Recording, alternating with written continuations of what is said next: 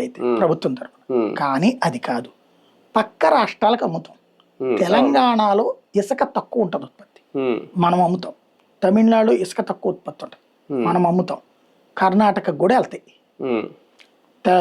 తిరుపతి ఏరియాలో ఇవన్నీ కర్ణాటకకు కూడా పోతాయి. ఇది ఆపలేమా? హైవేల మీద సీసీ కెమెరాలు పెడితే ఆపలేమా? లేదా ఇసుక రీచుల దగ్గర సీసీ కెమెరాలు పెడితే ఆపలేమా? ఏఐతో చూస్తున్నాం. ఏఐలో నేనే మొట్టమొదటి, అది కూడా రేపు భవిష్యత్తులో చెప్తారు. సెల్ ఫోన్ నేనే కనుక్కున్నట్టు ఏఐ కూడా నేనే కనుక్కున్నా. నువ్వు ఏఐతో ఆల్రెడీ తిరుమల కొండ మీద ఉన్నటువంటి కంపార్ట్మెంట్ లో ఉన్న జనాలు సీసీ కెమెరాలు ఉంటాయి. ఏఐతో పీకేది ఏంటి అందులో? ఏఐతో చూస్తున్నాం అని చెప్తున్నారు కదా.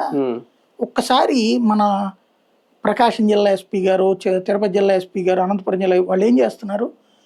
ఏఐతో ఖాళీ స్థలాల ఏరియాలో దీంతో చెక్ చేపిస్తున్నారు. ఇది డ్రోన్స్తో.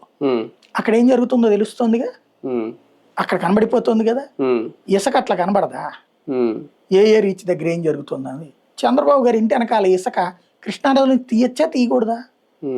రూల్ ప్రకారం నది లోపల తీయకూడదు ఇసుక.